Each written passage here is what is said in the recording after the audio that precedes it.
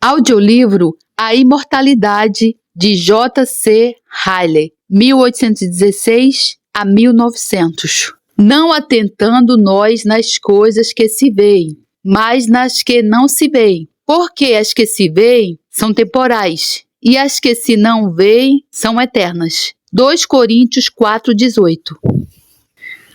Nota introdutória. As páginas seguintes contêm a substância de um sermão que preguei, a convite, na Catedral de Petersburgo, no 4º domingo de 1877. A substância e não as palavras exatas. A pura verdade é que o sermão não foi feito para publicação. Foi pregado a partir de notas e foi um daqueles discursos populares que não podem ser relatados de maneira agradável. Um estilo de linguagem que satisfaz o ouvido raramente satisfará a mente quando lido. Ao receber um relatório manuscrito do editor, descobri que exigiria muito mais trabalho para condensar, corrigir, paragrafar, pontuar e preparar o sermão para que pudesse ser impresso, do que escrevê-lo grosseiramente a partir de minhas próprias anotações e lembranças. Por falta de tempo, não tive alternativa a não ser adotar esse curso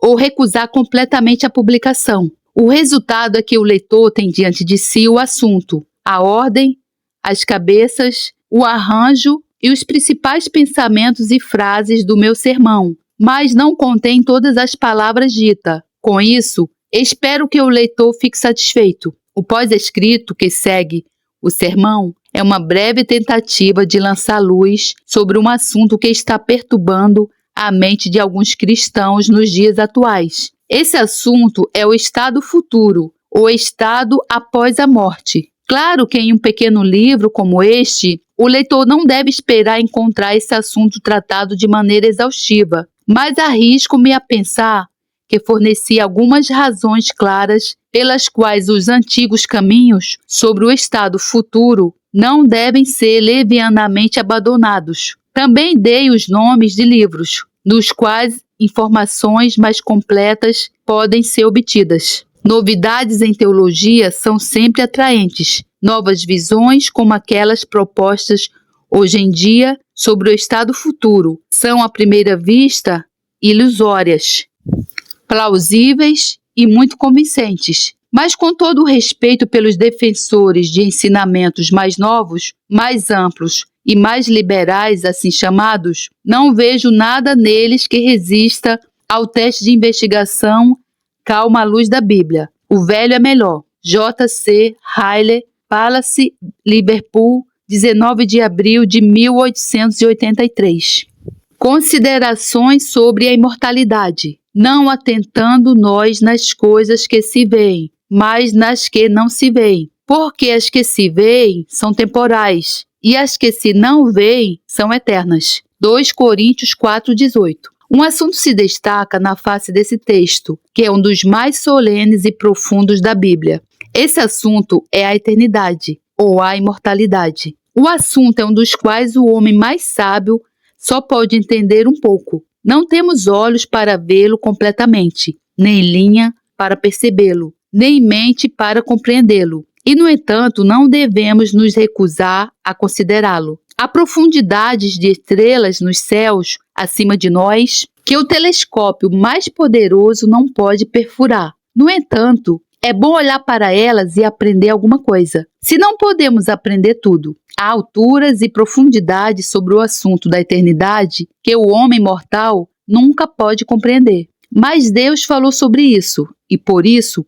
não temos o direito de nos afastar completamente desse assunto. O assunto é um que nunca devemos abordar sem a Bíblia em nossas mãos. No momento em que nos afastamos da palavra de Deus escrita, ao considerar a eternidade e o estado futuro do homem, é provável que caiamos em erro. Ao examinar pontos como esses, não nos entreguemos às noções preconcebidas sobre o que é o caráter de Deus e o que acho que Deus deveria ser ou deveria fazer com o homem após a morte. Temos apenas que descobrir o que está escrito. Devemos perguntar: o que diz a Escritura? O que diz o Senhor? Não devemos ter pensamentos mais nobres sobre Deus, independentemente e acima das Escrituras. A religião natural logo chega ao impasse aqui. Os pensamentos mais nobres sobre Deus, que temos o direito de ter, são os pensamentos que Ele teve o prazer de nos revelar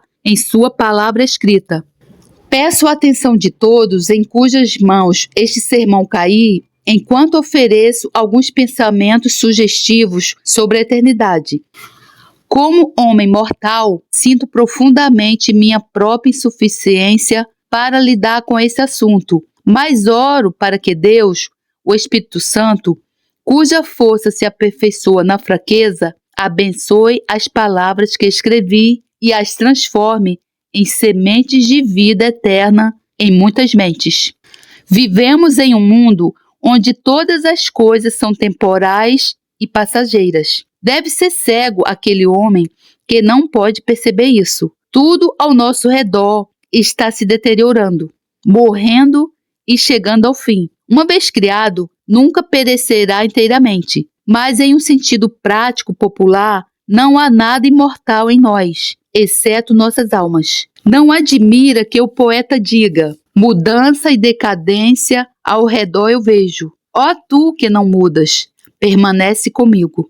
Estamos todos indo, seja alto ou baixo, gentil ou simples, rico ou pobre, velho ou jovem.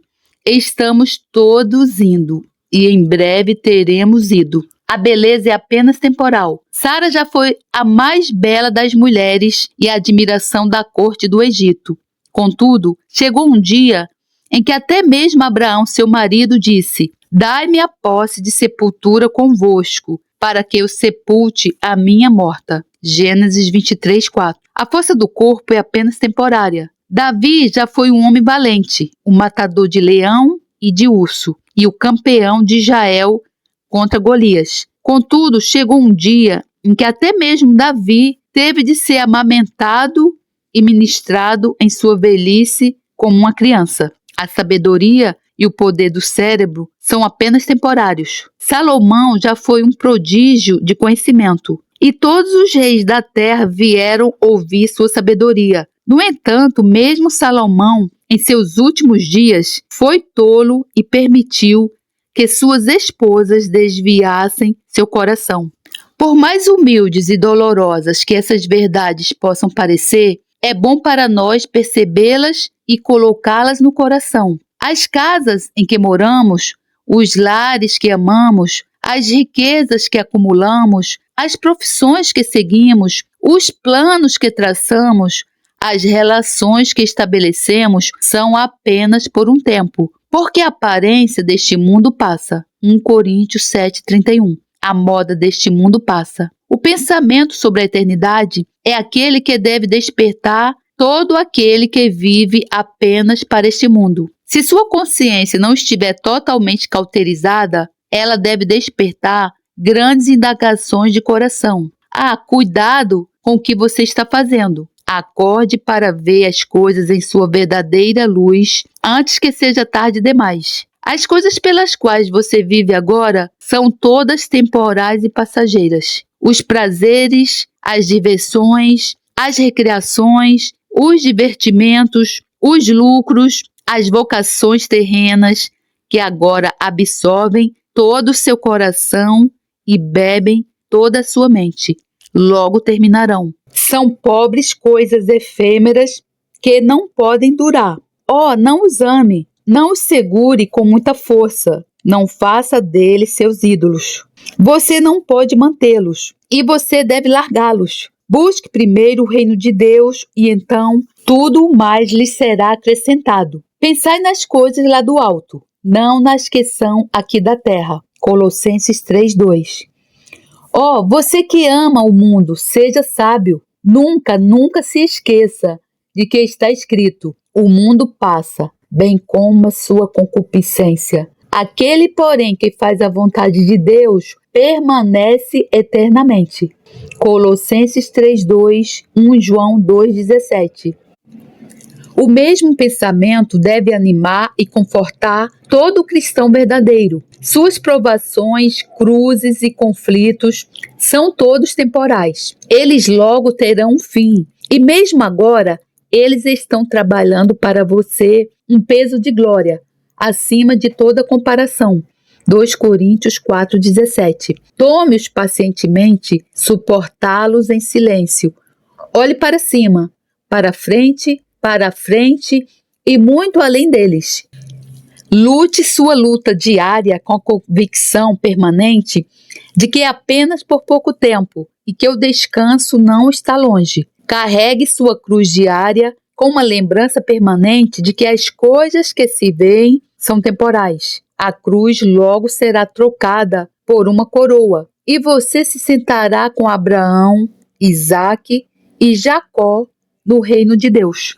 Estamos todos indo para um mundo onde tudo é eterno. Esse grande estado invisível de existência que jaz atrás da sepultura é para sempre. Seja feliz ou miserável, seja uma condição de alegria ou tristeza, em um aspecto é totalmente diferente deste mundo, pois tudo lá é para sempre. Lá, de qualquer forma, não haverá mudança e decadência, sem fim, sem adeus, sem manhãs e noite, sem alteração, sem aniquilação. O que quer que haja além do túmulo, quando a última trombeta soar e os mortos ressuscitarem, será sem fim, eterno. As coisas que se não vê são eternas. Não podemos conceber plenamente em nossas mentes essa condição. O contraste entre agora e então entre este mundo e o próximo é tão grande que nossas mentes fracas não compreendem. As consequências que isso acarreta são tão tremendas que quase nos tiram o fôlego e evitamos olhar para elas. Mas quando a Bíblia fala claramente, não temos o direito de nos desviar de um assunto. E com a Bíblia em nossas mãos, faremos bem em olhar para as coisas que são eternas. Vamos estabelecer então em nossas mentes, por um lado, que a felicidade futura daqueles que são salvos é eterna. Por mais pouco que possamos entender, é algo que não terá fim, nunca cessará, nunca envelhecerá, nunca decairá, nunca morrerá. À destra de Deus há delícias perpetuamente. Salmo 16:11. Uma vez desembarcados no paraíso, os santos de Deus não sairão mais. Sua herança é incorruptível, sem mácula, imarcessível. Ora, logo que o Supremo Pastor se manifestar, recebereis a imarcessível coroa da glória. 1 Pedro 1:4, 5:4. Sua guerra está consumada. Sua luta acabou. Seu trabalho está feito. Não terão mais fome, nem sede. Eles estão viajando para um peso eterno de glória, para um lar que nunca será desfeito. Um encontro sem separação. Uma reunião de família sem despedidas. Um dia sem noite. A fé será engolida pela vista e a esperança pela certeza. Nós veremos como somos vistos e saberemos como somos conhecidos e estaremos para sempre com o Senhor. Não me admira que o apóstolo Paulo acrescente: consolai-vos, pois, uns aos outros com estas palavras. 1 Tessalonicenses 4, 17 e 18. Vamos resolver, por outro lado, em nossas mentes, que a miséria futura daqueles que estão finalmente perdidos é eterna. Essa é uma verdade terrível e carne e sangue naturalmente recuam diante da contemplação dela. Mas eu sou um daqueles que acredita que isso é claramente revelado nas Escrituras e por isso não ouso manter tal ensino fora do púlpito. Aos meus olhos, a eterna felicidade futura e a eterna miséria futura parecem estar lado a lado. Não consigo ver como você pode distinguir a duração de um da duração do outro. Se a alegria do crente é para sempre, a tristeza do incrédulo também é para sempre. Se o céu é eterno, assim também é o inferno. Pode ser minha ignorância, mas não sei como a conclusão pode ser evitada. Não consigo conciliar a não eternidade do castigo com a linguagem da Bíblia. Seus defensores falam alto sobre amor e caridade e dizem que isso não se harmoniza com o caráter misericordioso e compassivo de Deus. Mas o que diz a Escritura? Quem já falou palavras tão amorosas e misericordiosas como nosso Senhor Jesus Cristo? No entanto, seus são os lábios que 3 vezes descrevem a consequência da impenitência e do pecado, como onde não lhes morre o verme, nem o fogo se apaga. Ele é a pessoa que fala sobre os ímpios, indo para o castigo eterno, e os justos para a vida eterna. Marcos 9, 43 a 48, Mateus 25, 46. Quem não se lembra das palavras do apóstolo Paulo sobre caridade? No entanto, ele é o próprio apóstolo que diz que os ímpios sofrerão penalidade de eterna destruição. 2 Tessalonicenses 1:9. Quem não conhece o espírito de amor que percorre todos os evangelhos e epístolas de João? No entanto, o amado apóstolo é o próprio escritor do livro de Apocalipse, onde o ensino da realidade e eternidade da desgraça futura é encontrado claramente. O que diremos a essas coisas? Devemos ser sábios acima do que está escrito? Devemos admitir o princípio perigoso de que as palavras nas Escrituras não significam o que parecem significar? Não é muito melhor colocar as mãos na boca e dizer: tudo o que Deus escreveu deve ser verdade. Certamente, ó Senhor Deus Todo-Poderoso, verdadeiros e justos são os teus juízos.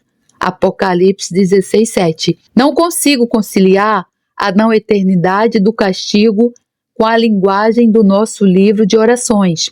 A primeira petição em nossa incomparável ladainha contém esta frase: da condenação eterna, bom Senhor, livrai-nos. O catecismo ensina a cada criança que o aprende que sempre que repetirmos a oração do Senhor, desejamos que nosso Pai Celestial nos guarde de nosso inimigo e da morte eterna. Mesmo em nosso serviço de sepultamento, oramos ao lado do túmulo. Nos liberte das amargas dores da morte eterna. Mais uma vez, eu pergunto: o que devemos dizer a essas coisas? Devemos ensinar nossas congregações que mesmo quando as pessoas vivem e morrem em pecado, podemos esperar sua felicidade em um futuro remoto? Certamente o senso comum de muitos de nossos adoradores responderia que, se esse for o caso, as palavras contidas no livro de orações não significam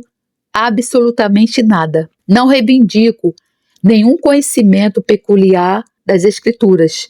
Sinto diariamente que não sou mais infalível que o bispo de Roma, mas devo falar de acordo com a luz que Deus me deu. E não acho que cumpriria meu dever se não levantasse uma voz de advertência sobre esse assunto e tentasse colocar os cristãos em guarda. 6.000 anos atrás, o pecado entrou no mundo pela falsidade ousada do diabo. É certo que não morrereis. Gênesis 3:4. Ao final de 6.000 anos, o grande inimigo da humanidade ainda está usando sua velha arma e tentando persuadir os homens de que eles podem viver e morrer em pecado, e ainda em algum período distante podem ser finalmente salvos. Não ignoremos seus artifícios. Caminhemos firmemente nos velhos caminhos. Apeguemo-nos à velha verdade e creiamos que, assim como a felicidade dos salvos é eterna, assim também é a miséria dos perdidos.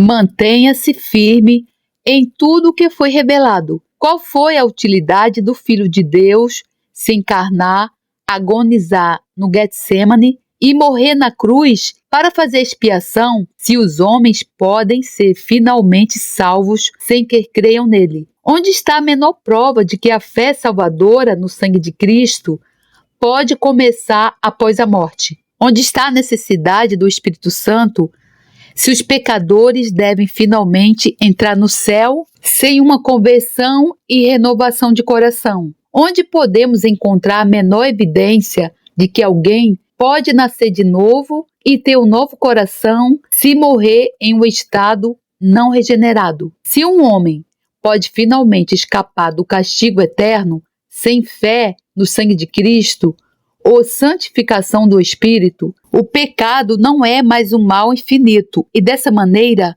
não haveria necessidade de Cristo fazer uma expiação. Mantenha-se firme na santidade e na moralidade. Não consigo imaginar nada tão agradável para a carne e o sangue quanto a miraculosa teoria de que podemos viver em pecado e ainda assim escapar da perdição eterna. E que, embora sirvamos a diversas concupiscências e prazeres, enquanto estivermos aqui, de uma forma ou de outra, todos iremos para o céu no futuro. Apenas diga ao jovem que está desperdiçando seus bens em uma vida desenfreada, que finalmente existe o céu e que não existe nenhum castigo eterno. E certamente ele nunca se afastará do mal, porque ele deveria se arrepender e tomar a cruz se pode finalmente ir para o céu ou escapar do castigo sem problemas. Finalmente, mantenha-se firme na causa das esperanças comuns de todos os santos de Deus.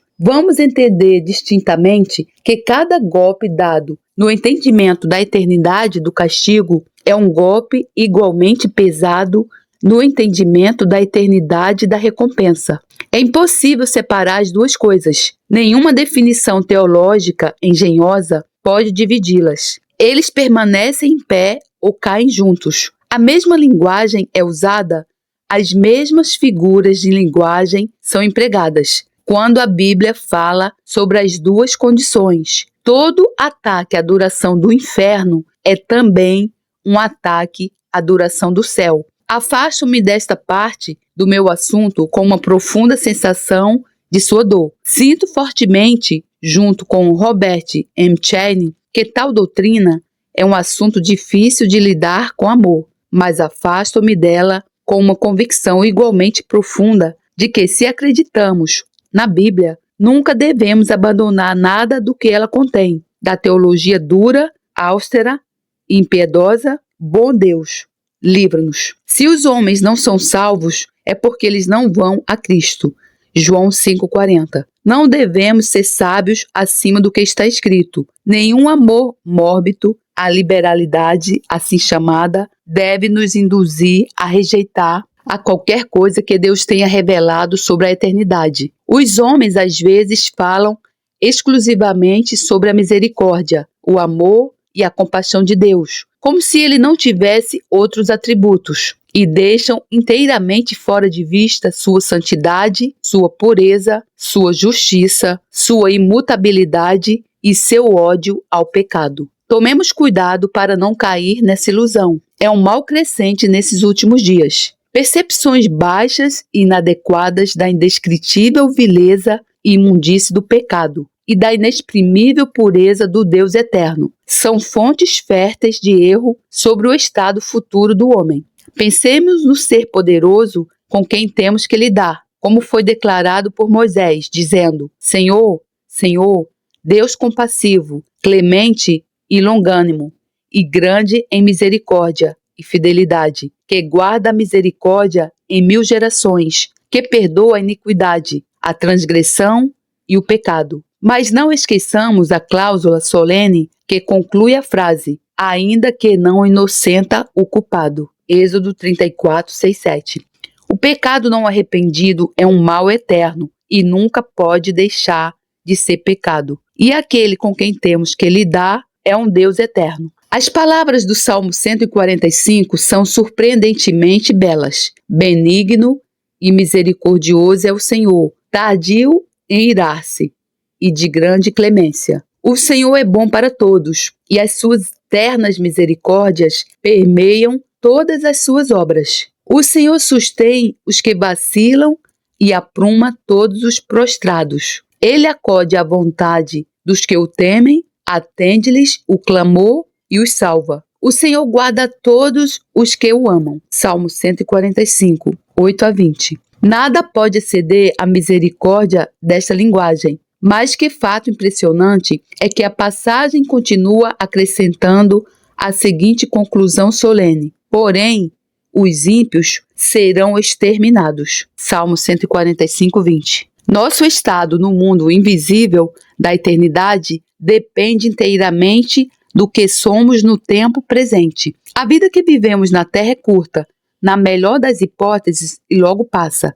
Acabam-se os nossos anos como um breve pensamento. Salmo 99. Que a vossa vida sois apenas como neblina que aparece por instante e logo se dissipa. Tiago 4,14. A vida que está diante de nós quando deixamos este mundo é uma eternidade sem fim, um mar sem fundo e um oceano sem costa. Um dia aos teus olhos, Deus eterno, é como 1000 anos, e 1000 anos como um dia.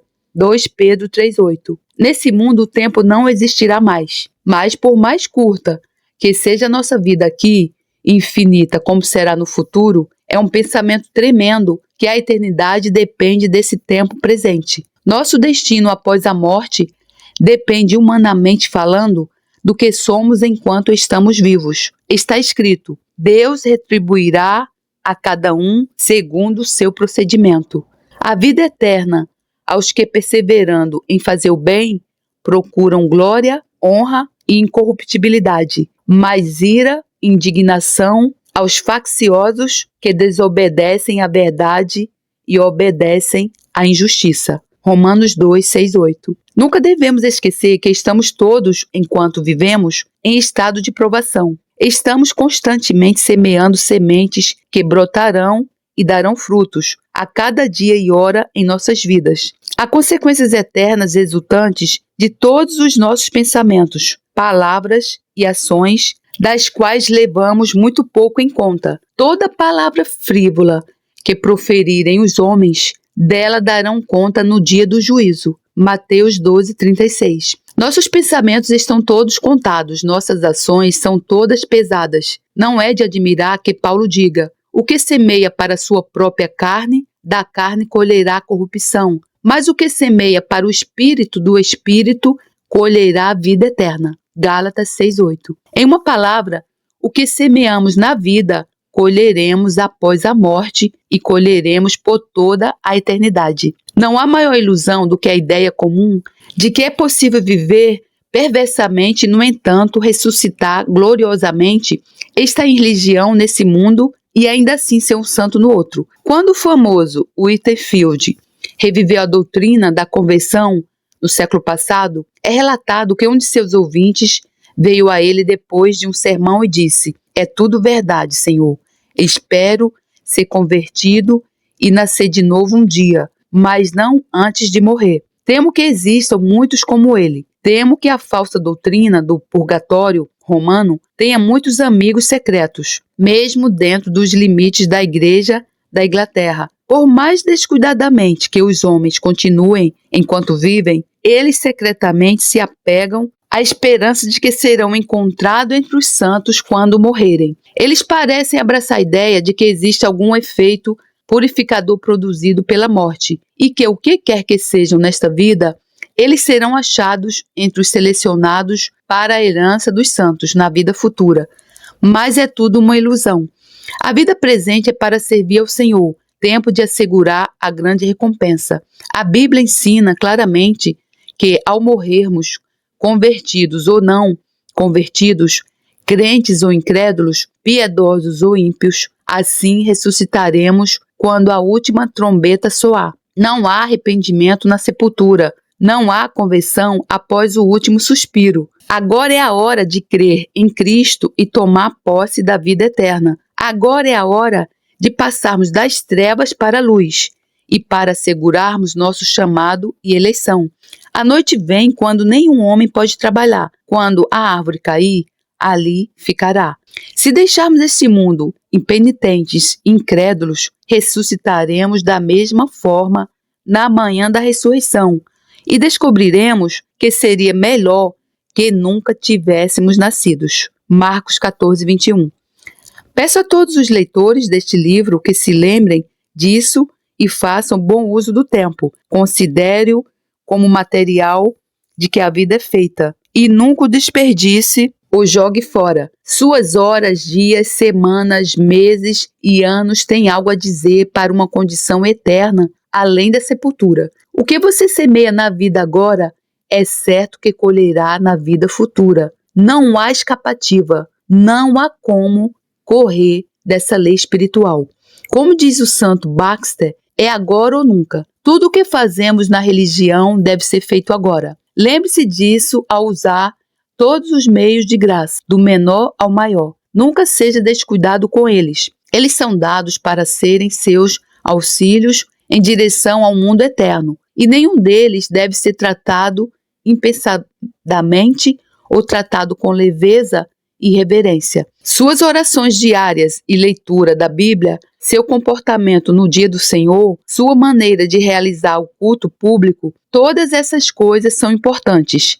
Use-as como alguém que se lembra da eternidade. Lembre-se disso principalmente sempre que for tentado a fazer o mal. Quando os pecadores seduzirem você, é apenas um pecado pequenino. Quando Satanás sussurra em seu coração, não importa, onde está o mal em fazer isso? Todo mundo faz isso. Então, olhe além do tempo para um mundo invisível e coloque diante da tentação o pensamento da eternidade. Há um grande ditado registrado do reformador martirizado, o bispo Hooper. Quando alguém o incitou a se retratar antes de ser queimado, dizendo: a vida é doce e a morte é amarga. É verdade, disse o bom bispo. É verdade. Mas a vida eterna é mais doce e a morte eterna é mais amarga. O Senhor Jesus Cristo é o grande amigo a quem devemos buscar ajuda, tanto para o tempo presente como para a eternidade. O propósito para o qual o eterno Filho de Deus veio ao mundo nunca pode ser declarado muito plenamente ou proclamado demasiadamente. Ele veio para nos dar esperança e paz enquanto vivemos entre as coisas visíveis que são temporais, e glória e bem-aventurança quando entrarmos nas coisas invisíveis, que são eternas. Ele veio para trazer à luz a vida e a imortalidade, e libertar aqueles que, pelo pavor da morte, estavam sujeitos à escravidão por toda a vida. 2 Timóteo 1,10, Hebreus 2,15. Ele viu nossa condição perdida e falida, e teve compaixão de nós. E agora, bendito seja seu nome, porque por meio dele, um homem mortal pode passar pelas coisas temporais com conforto e aguardar as coisas eternas sem medo. Esses poderosos privilégios, o nosso Senhor Jesus Cristo comprou para nós ao custo de seu próprio sangue precioso. Ele se tornou nosso substituto e carregou nossos pecados em seu próprio corpo na cruz. E então ressuscitou para nossa justificação. Ele sofreu pelos pecados, o justo pelos injustos, para levar-nos a Deus. Ele que não conheceu o pecado, foi feito pecado por nós, para que nós, pobres criaturas pecadoras, tenhamos perdão e justificação enquanto vivermos, e glória e bem-aventurança quando morremos. 1 Pedro 2,24, 3,18, 2 Coríntios 5,21. E tudo que nosso Senhor Jesus Cristo comprou para nós, Ele oferece gratuitamente a todo aquele que se converter de seus pecados, vier a Ele e crer. Eu sou a luz do mundo. Quem me segue não andará nas trevas. Pelo contrário, terá a luz da vida. João 8,12. Vinde a mim, todos os que estáis cansados e sobrecarregados, e eu vos aliviarei. Mateus 11,28. Se alguém tem sede, venha a mim e beba. João 7,37. O que vem a mim, de modo nenhum o lançarei fora. João 6,37. E os termos são tão simples quanto a oferta gratuita. Crê no Senhor Jesus e serás salvo. Atos 16,31. Porque Deus amou o mundo de tal maneira que deu seu Filho unigênito para que todo o que nele crê não pereça, mas tenha vida eterna. João 3,16. Aquele que tem Cristo tem vida. Ele pode olhar ao seu redor para as coisas temporais e ver mudança e decadência por todos os lados sem desânimo. Ele tem um tesouro no céu que nem a ferrugem nem a traça podem corromper, e que nem os ladrões podem roubar. Ele pode separar pelas coisas eternas e sentir-se calmo e sereno. Seu Salvador ressuscitou e foi preparar um lugar para ele. Quando ele deixar este mundo, ele terá uma coroa de glória e estará para sempre com seu Senhor. Ele pode olhar até a sepultura, como os mais sábios gregos e romanos nunca poderiam fazer, e dizer: onde está, a morte, a tua vitória? Onde está, a morte, o teu aguilhão? 1 Coríntios 15:55. Ó eternidade, onde estão os teus terrores? Vamos todos estabelecer firmemente em nossas mentes que a única maneira de passar pelas coisas que se veem com conforto e aguardar as coisas invisíveis sem medo é ter Cristo como nosso Salvador e amigo, apegar-nos a Cristo com fé, para nos tornarmos um com Cristo e Cristo em nós. E enquanto vivemos na carne, devemos viver uma vida de fé no Filho de Deus. Gálatas 2:20. Quão vasta é a diferença entre o estado daquele que tem fé em Cristo e o estado daquele que não tem fé. De fato, bem-aventurado aquele homem ou mulher que pode dizer com sinceridade: eu confio em Jesus. Quando o cardeal Belfort estava em seu leito de morte, nosso poderoso poeta Shakespeare descreve o rei Henrique dizendo: ele morre, mas não dá sinal. Quando John Knox, o reformador escocês, estava chegando ao fim, incapaz de falar, um servo fiel pediu-lhe para dar alguma prova de que o evangelho que ele havia pregado em vida lhe dava conforto na morte, levantando a mão. Ele ouviu e levantou a mão para o céu 3 vezes e depois partiu. Bem-aventurado, repito, é aquele que crê. Só ele é rico, independente e está fora do alcance do mal. Se você e eu não temos conforto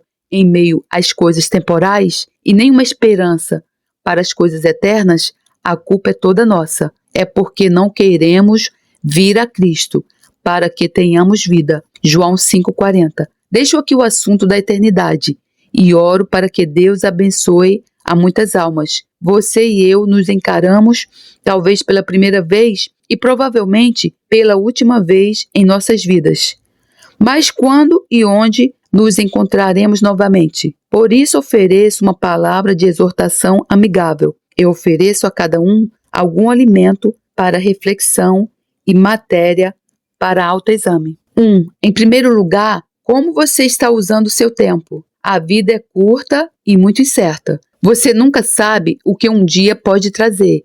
Negócios e prazeres, ganhar dinheiro e ganhar dinheiro, comer e beber, casar-se e dar-se em casamento. Tudo em breve estará acabado para sempre. E você, o que está fazendo pela sua alma imortal? Você está perdendo tempo ou transformando em um bom testemunho? Você está se preparando para encontrar Deus? 2. Em segundo lugar, onde você estará na eternidade? A eternidade está vindo muito rápido sobre nós. Você está indo muito rápido para ela. Mas onde você vai estar? À direita ou à esquerda?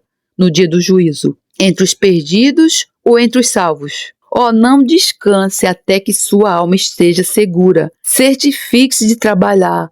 Não deixe nada incerto.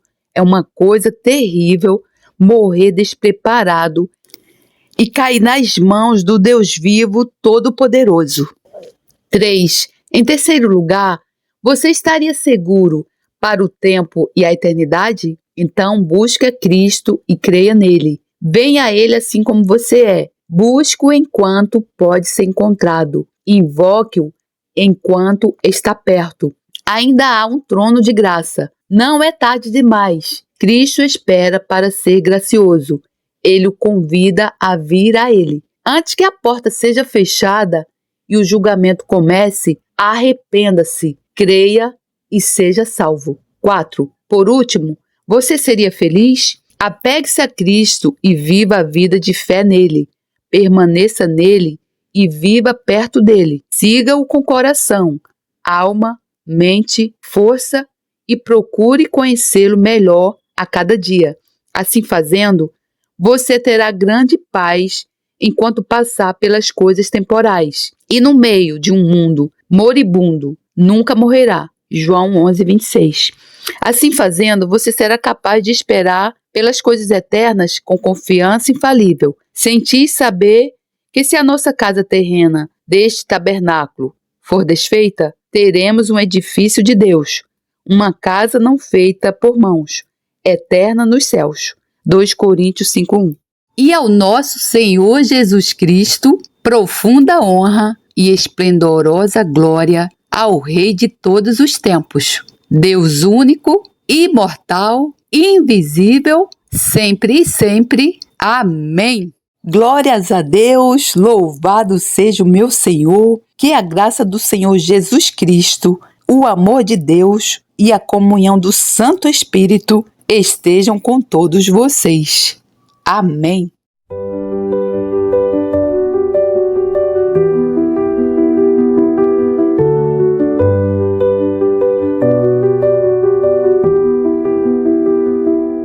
Senhor meu Deus, quando eu maravilhado contemplo a tua imensa criação, a terra, o mar e o céu todo estrelado, me vem falar da tua perfeição.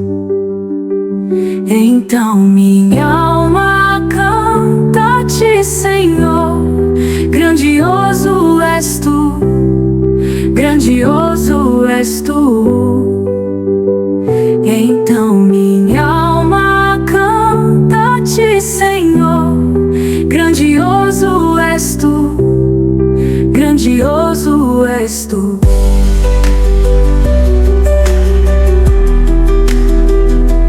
Quando as estrelas tão de mim distantes, vejo a brilhar com vívido esplendor,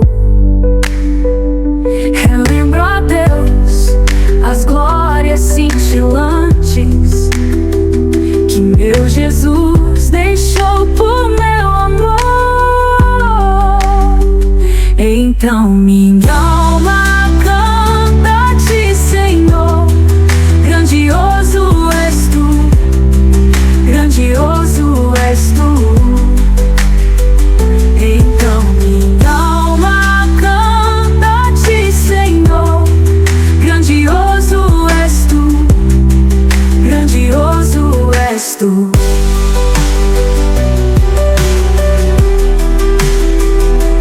Olho as florestas murmurando ao vento, e ao ver que tu plantaste cada pé, recordo a cruz, o lenho tão cruento, e no teu filho afirmo a minha fé. Então minha alma canta-te, Senhor, grandioso és tu, grandioso és tu. Então minha alma canta-te, Senhor, grandioso és tu, grandioso és tu.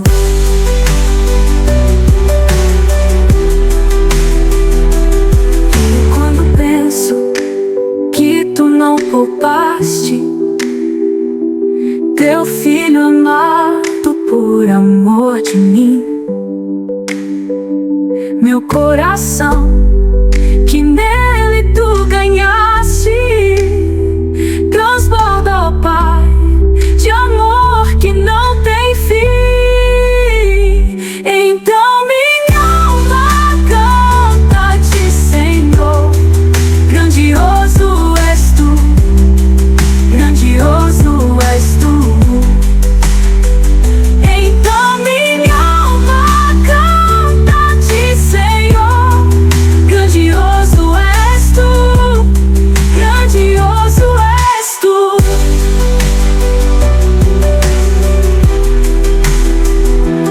E quando Cristo, o amado meu, voltando